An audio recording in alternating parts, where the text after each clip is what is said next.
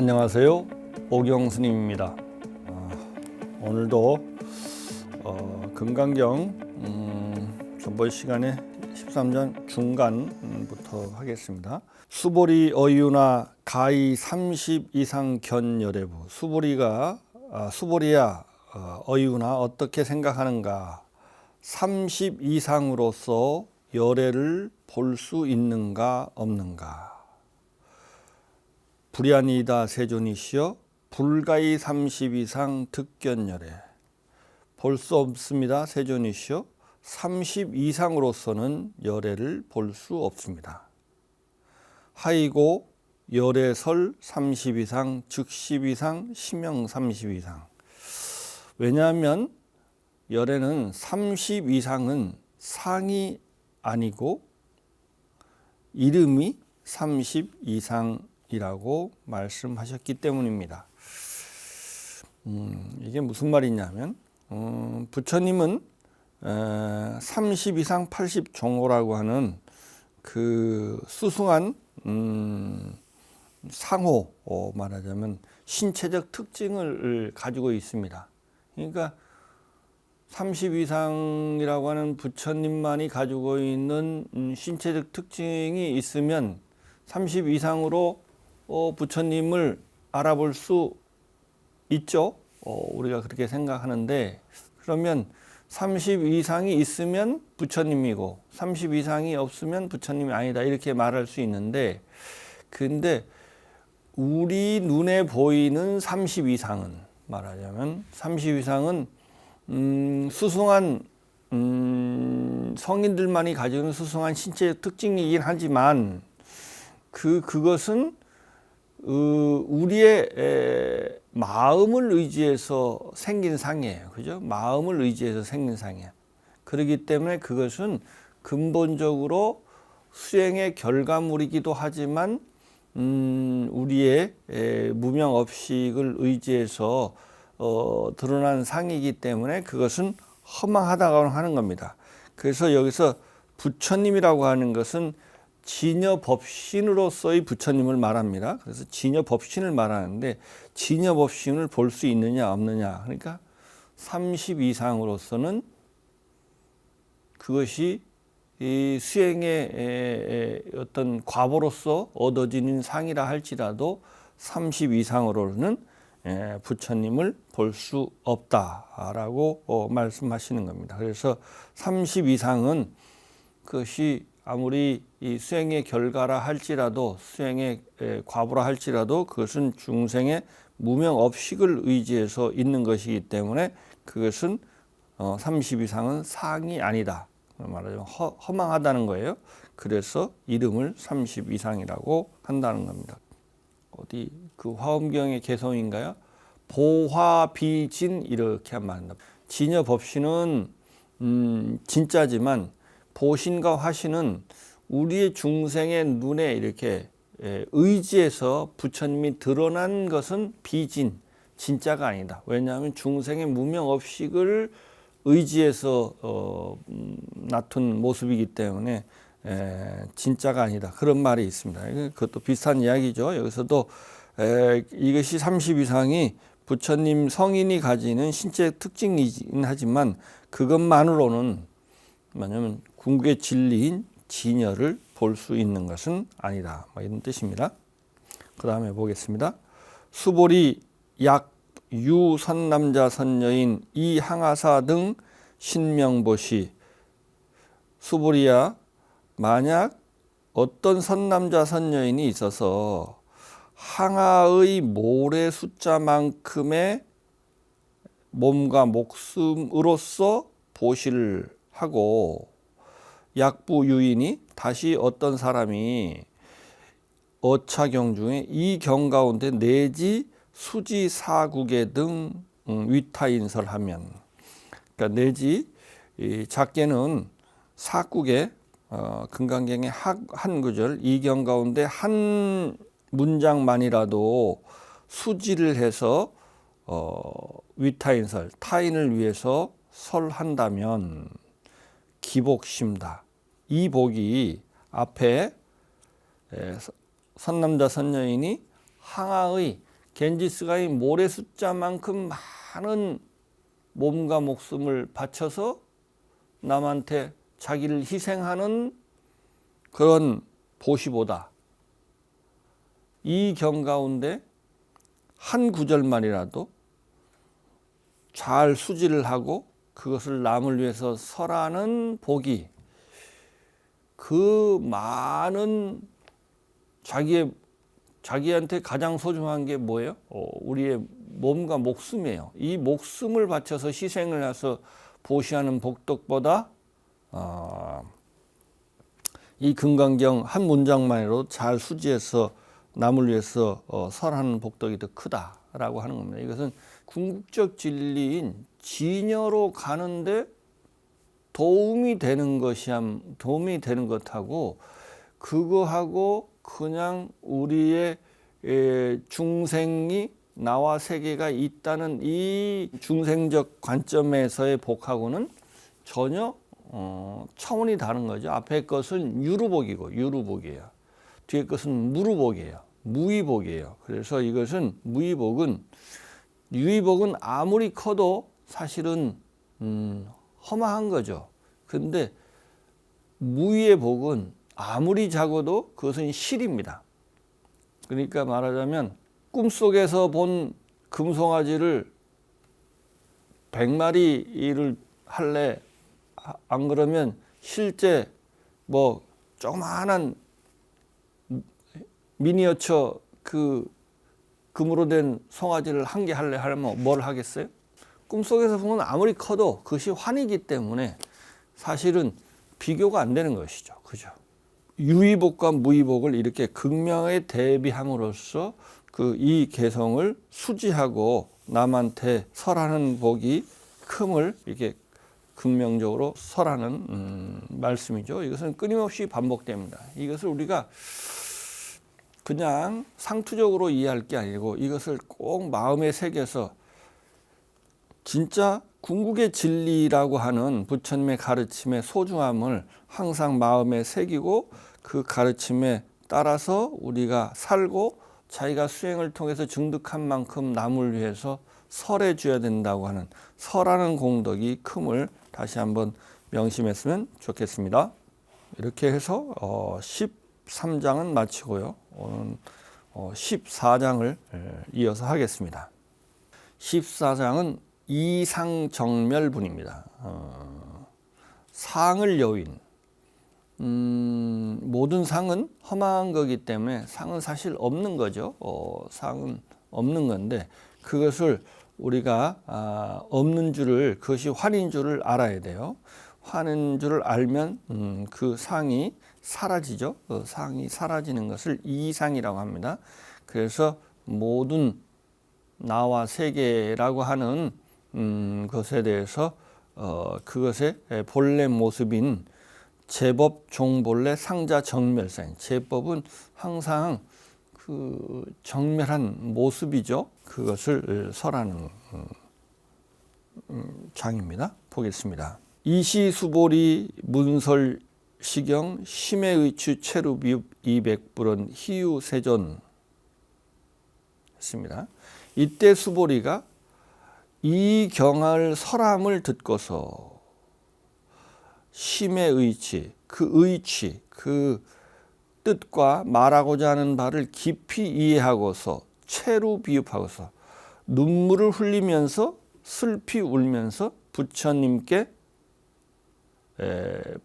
사로 말씀하시기를 희유하십니다. 세존이시여. 희유하다는 것은 굉장히 훌륭하다라는 것이기도 하고 굉장히 드문다는 뜻이기도 합니다. 그러니까 우리가 금강경의 이 일체법이 공하다고 하는 그 가르침을 듣고 그것을 깊이 이해하고 눈물을 흘리면서 슬피 운다. 여기서 눈물을 흘리면서 슬피 우는 이유가 뭘까요? 부처님의 가르침이 얼마나 심오하고 근원적이고 또 충격적이고 감동적인지를 반증하는 구절이죠. 일체법이 공하다고 하는 것은 사실을 굉장히 좀 어떻게 보면 뭐 감동적인 게 아니죠. 그런데 어떤 사람한테 감동적일까요? 진정으로 간절하게 근원적이고 궁극적인 진리를 목말라하고 그것을 간절하게 찾아 헤매는 사람한테 그 근원으로부터 나에게 알려주는 사람이 있다면 어떻게 될까요? 나한테는 이 세상에서 가장 감동적이고 무엇과도 바꿀 수 없는 어떤 감동이겠죠. 그죠? 그러니까 우리가 그럴 만큼 궁극의 진리를 추구하냐라고 하는 거죠.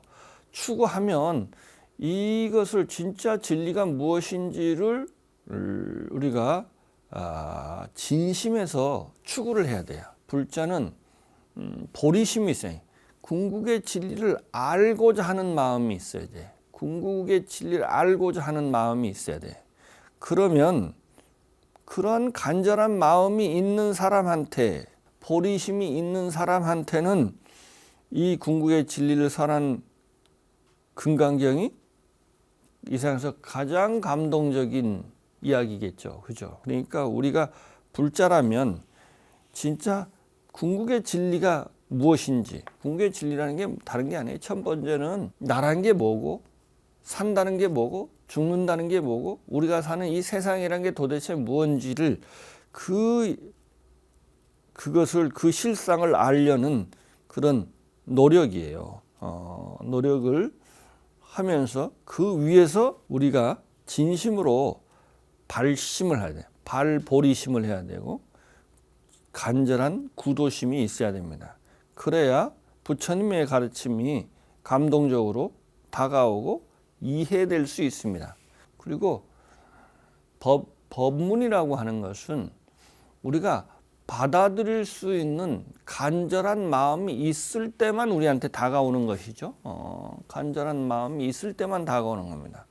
말하자면 목마른 사람한테만 물이 필요한 것이지 목마르지 않은 사람한테는 물은 그렇게 중요한 것이 아니에요. 그러니까 우리가 그 진리에 목말라 해야 된다는 사실을 한번 강조하고 싶습니다. 그래서 그 다음 보겠습니다. 불설 여시 심신경전 아종성내 소득해안 미증등문 여시지경. 부처님께서 이와 같은 매우 깊은 경전을 설하심을 내가 옛날부터 지금까지 얻은 바 해안으로서는 일찍이 이와 같은 경전을 들은 적이 없습니다. 세존 약부유인 등문시경 신심청정 즉생실상. 세존이시여, 만약 어떤 사람이 이 경전을 얻어 듣고서 신심이 청정하다면 믿어진다는 거죠. 믿어서 청정하다는 것은 의심이 없다는 거예요. 아, 저 말이 맞다. 나와 세계가 공하다고 하는 것이 저 말이 맞다. 그래서 전혀 의심이 없어. 그게 쉽지 않겠죠? 저 앞에서 보면 신심청정하기가 심히 희우라고 했습니다.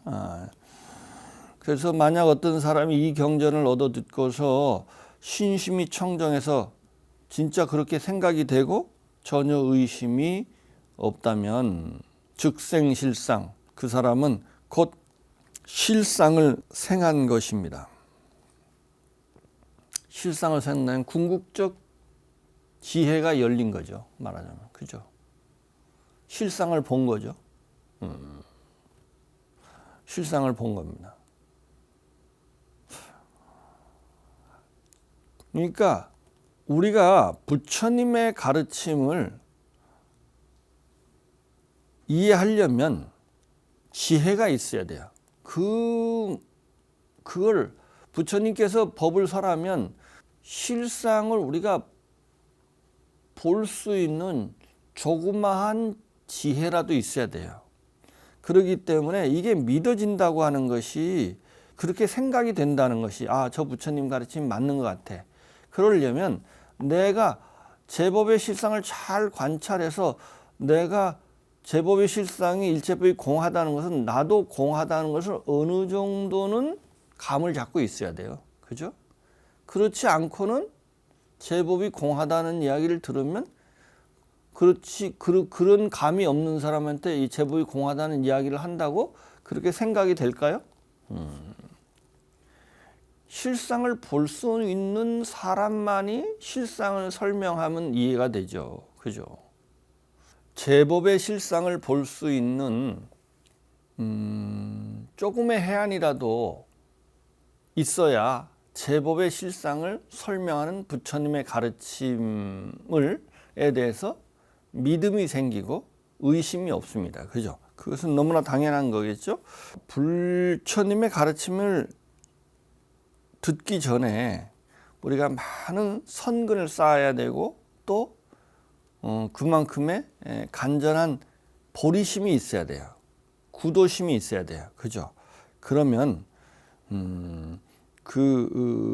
그러면 마음이 맑아지면 실상을 볼 수 있는 힘이 생기고 그러면 부처님께서 실상을 설명하면 저 말이 맞다는 생각, 그것이 신심입니다. 생각이 들죠? 그렇습니다. 그 다음 구절을 보겠습니다. 당지하라, 마땅히 알아야 합니다. 이 사람은 제1희유 공덕을 성취한 것을 마땅히 알아야 합니다. 이 사람, 그죠? 신심이 생긴 이 사람은 이 생에서 가장 최일로 희귀하고도 훌륭한 공덕을 성취한 것입니다. 왜냐하면 진리를 아는 자하고 진리를 모르는 자하고는 이건 천양지차죠. 그죠?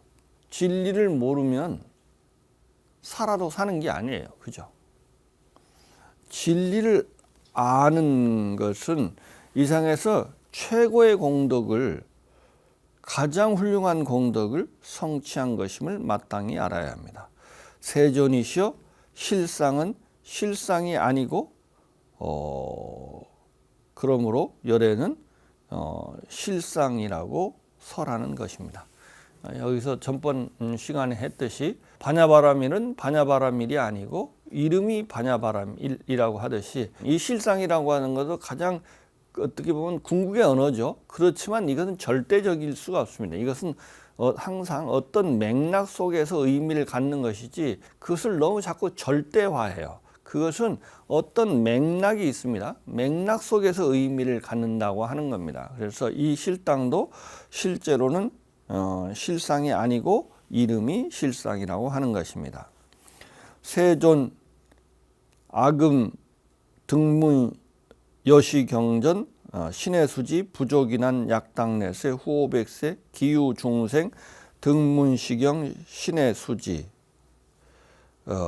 시인, 즉위, 위, 제일희유.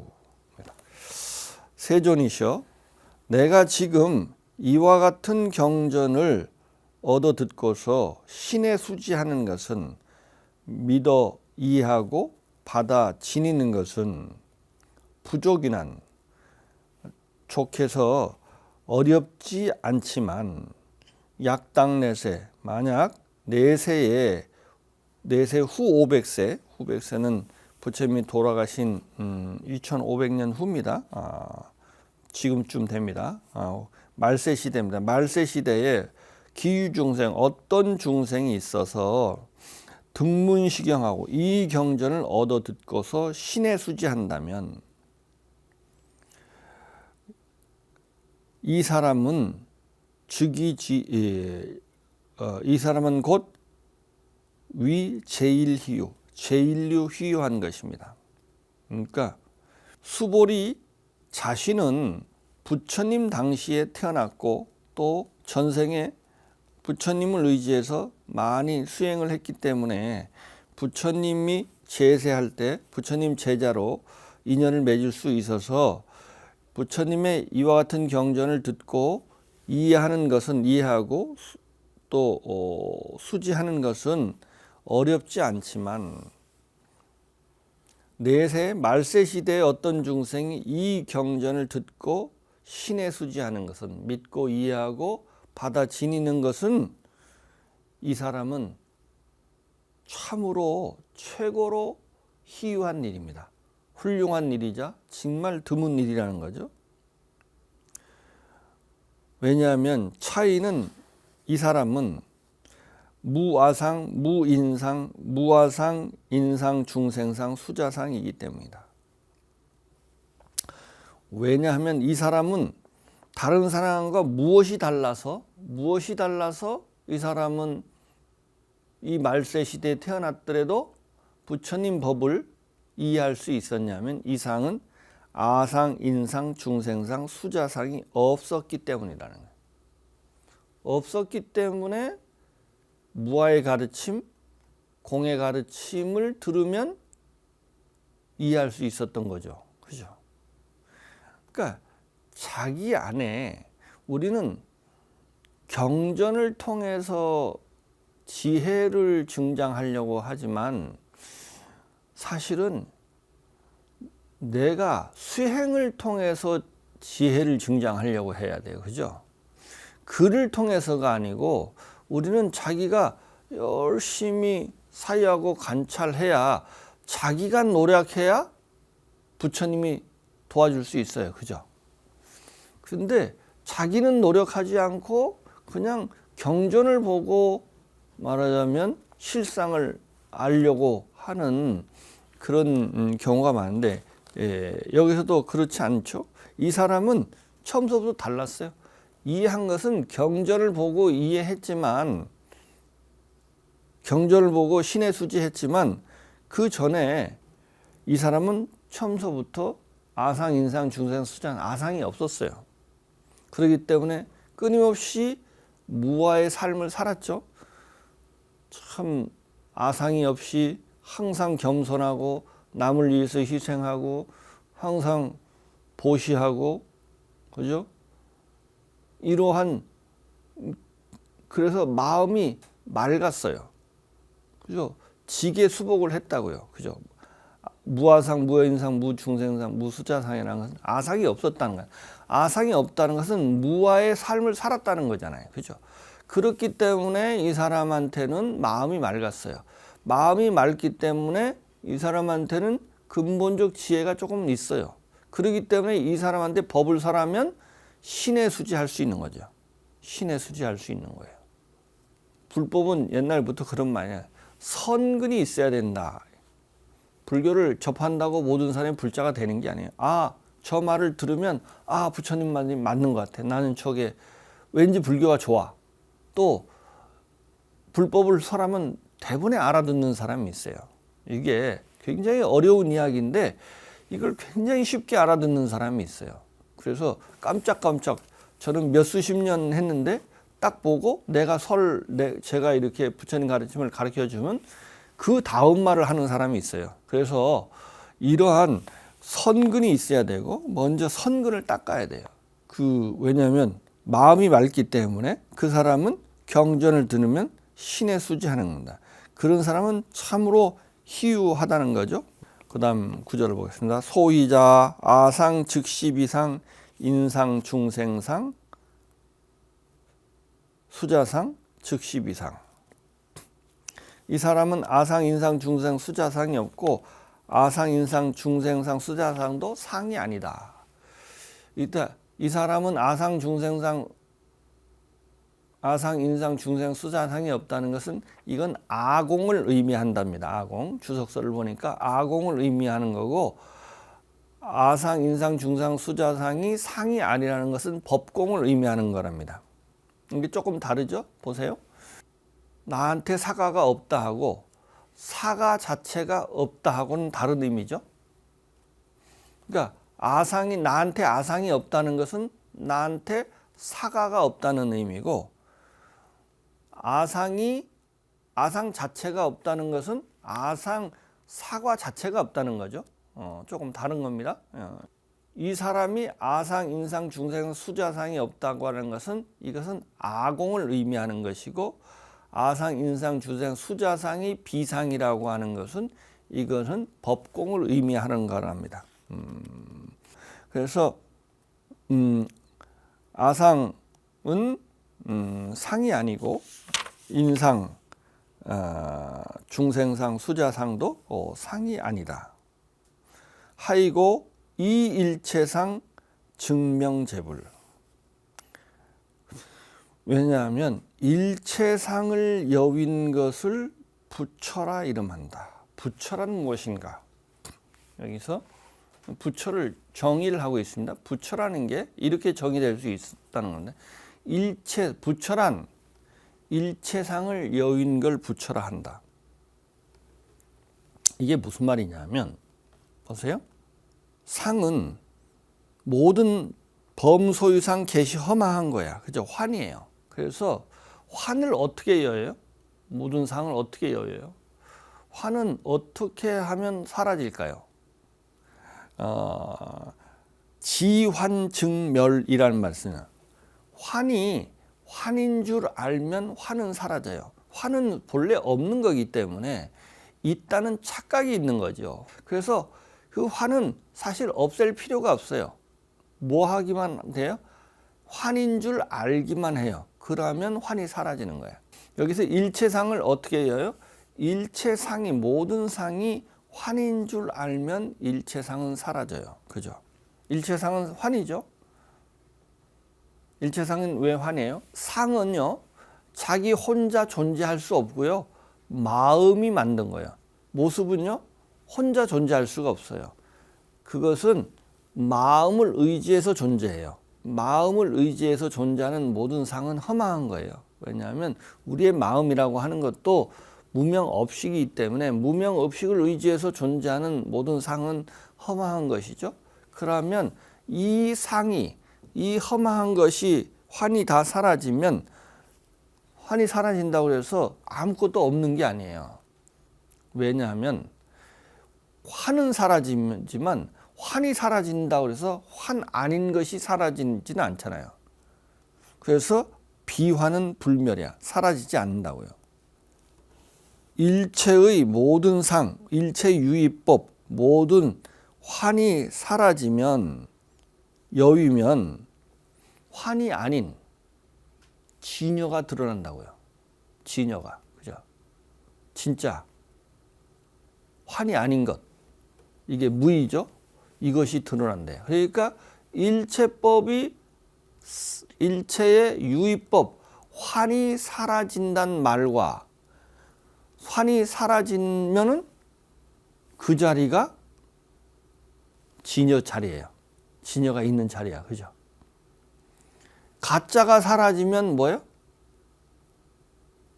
뭐만 남아요? 진짜만 남아요. 진짜만 남아요. 그죠? 그것이 진여고, 그것이 무이고, 그것을 뭐라고 그래요?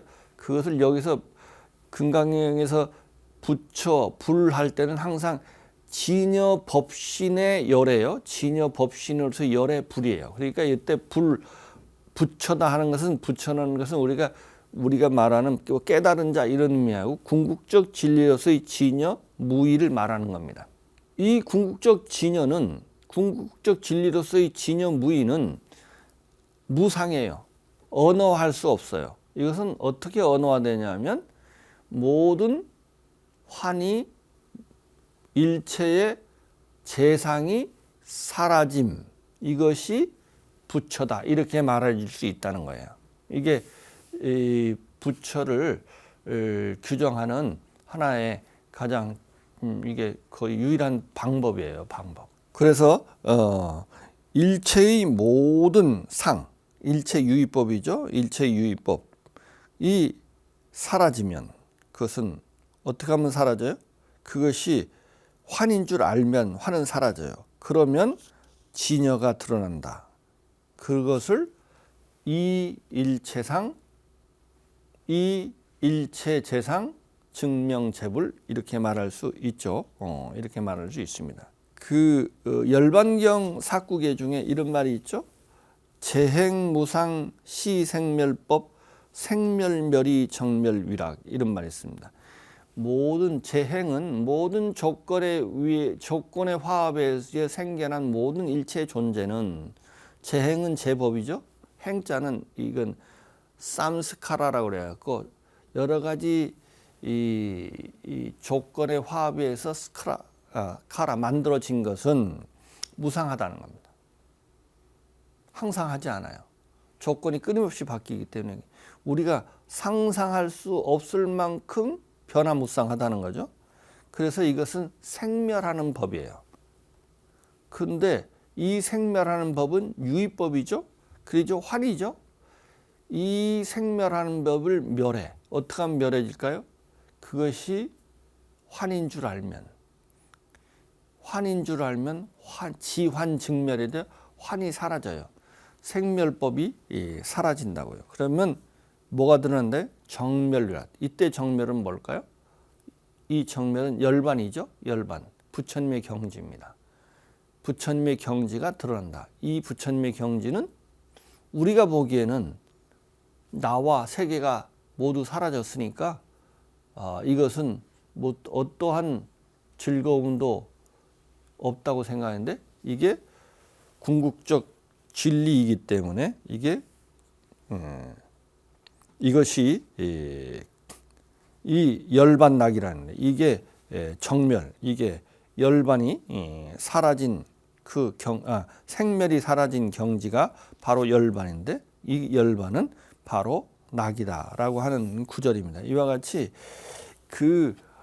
우리의 유의법이 사라지는 것이 유의법이 사라지는 것, 모든 환이 사라진 것을 그 자리가 곧 부처라고 하는 것이 이것이 이일체자상 증명재불이라고 말할 수 있습니다.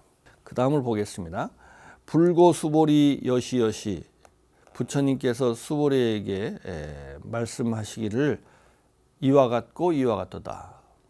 네가 한 말이 다 맞다 이 말이죠. 칭찬하는 말이기도 합니다. 앞에 한 말을 다 수긍하고 인정하는 거죠. 네가 한 말이 다 진리에 부합한다라고 하는 거죠. 그 다음입니다. 약부유인 등문시경 불경불포불에 당지신 심의희유. 만약 어떤 사람이 이 경전을 얻어 듣고서 놀라고 무서워하지 않고 두려워하지 않으면 마땅히 알아야 한다. 이 사람은 매우 희유한다는 것을 마땅히 알아야 합니다.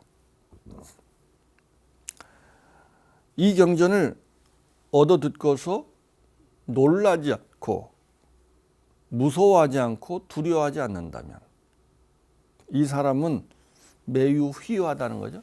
그러니까 매우 희유하다는 것은 뒤집으면 뭐예요? 대부분의 사람들은 이 경전을 얻어 들으면 놀라고 무서워하고 두려워한다는 겁니다.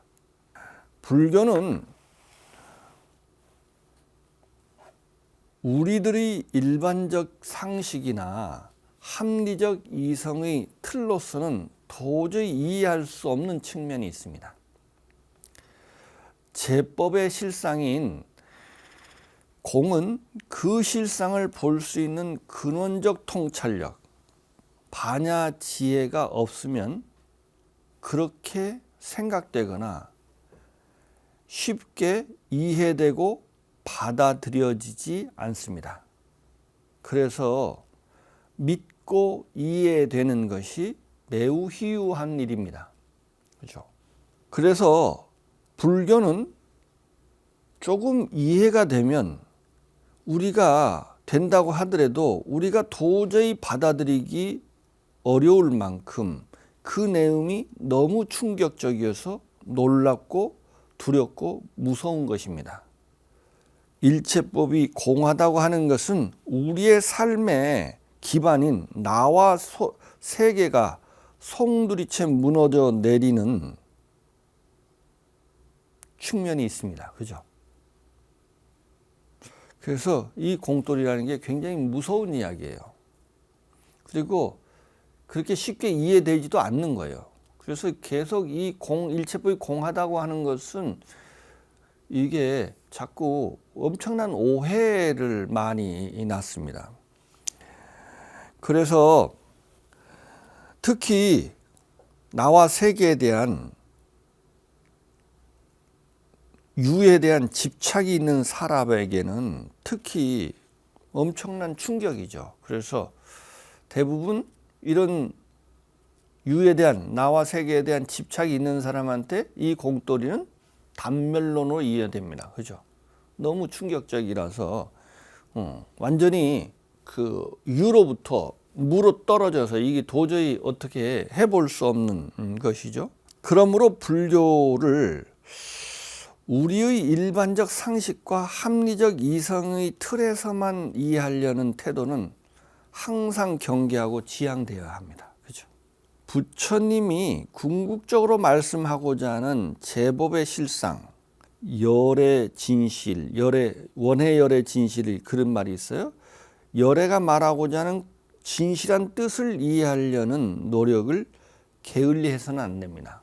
그러니까 우리는 불교를 이해할 때 나의 어떤 이해의 틀 안에서 내가 가지고 있는 생각의 틀 안에다가 불교를 집어넣으려고 해요. 그죠?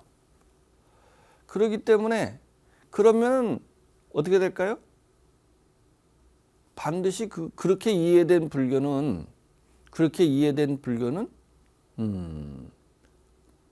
잘못 이해된 불교이죠.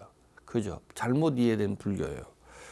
그렇기 때문에 우리는 그런 한계가 우리한테는 언제나 있는 겁니다. 그죠? 우리는 나의 이성, 나의 생각하는 능력, 우리의 사유 능력 안에서 항상 이해할 수밖에 없죠. 근데 내가 사유하는 그 사유 능력, 내가 가지고 있는 실상을 보는, 세상을 보는 그 틀을 벗어날 수가 없잖아요. 그렇기 때문에 그 틀을 벗어나려는 끊임없는 노력을 해야 됩니다. 그래서 우리는 마음을 맑히는 행위, 그래서 마음이 맑아야 좀 더 세상의 실상을 볼 수 있는 통찰력이 생기죠. 마음을 맑히는 행위인 지계수복과 집요한 관찰과 사유, 이게 뭐예요? 선정입니다. 선정. 끊임없이 잘 생각해보고 집요하게 관찰하고 집요하게 생각해보는 겁니다. 그런 걸 통해서 실상에 대한 근원적 통찰력을 끊임없이 키워나가야 돼요. 그 연장성산에서 불교 공부를 해야 됩니다. 그렇지 않고 지금 내가 가지고 있는 우리의 이성, 우리가 생각하는 일반적 상식이나 합리적 이성이라고 하는 그 틀로만 불교를 이해하면, 그죠? 그것은 그러한 이해는 반드시 부처님께서 궁극적으로 말하고자 하는 부처님이 궁극적으로 말하고자 하는 열애의 진실한 뜻, 제법의 실상에 도달할 수 없습니다. 그래서 우리는 끊임없이 이런 불교 공부를 하더라도, 경전 공부를 하더라도 끊임없이 마음을 맑히는 수행, 보시지계 또는 또 선정을 닦고 끊임없이 마음을 맑혀서 실상을 보는 끊임없는 노력 바탕 위에서, 그런 통찰력을 기르는 바탕 위에서 경전 공부를, 글 공부를 해야 됩니다. 글을 그냥 글로 이해하려고 하고, 글을 내가 봄으로써, 실상을 내가 봄으로써 경전이 이해돼야 되지, 글을 어떤 설명을 통해서 이해되는 것을 불교 공부라고 생각하면 안 됩니다. 제가 언제나 강조하는 경전 공부의 가장 중요한 부분입니다. 여기에서도 보면, 그래서 부처님의 가르침은 너무나 충격적이에요. 너무나 놀랍고도 무섭고도 두려운 거예요. 왜냐하면 우리가 우리가 욕심과 집착이 있는 사람으로서 이 욕심과 집착을, 우리의 행복이 뭐예요? 우리의 욕심의 충족이 행복이거든요. 근데 욕심을 일으킬 수 있는 그 바탕 자체가 무너져 내리는 거예요. 그러니까 우리한테는 너무 충격적인 것이죠. 그런 측면이 있다는 것을 꼭 명심하고 불교 공부를 할 때 우리의 너무 일반적 상식과 우리의 합리적 이성의 틀 안에서만 불교를 가두지 않았으면 좋겠습니다.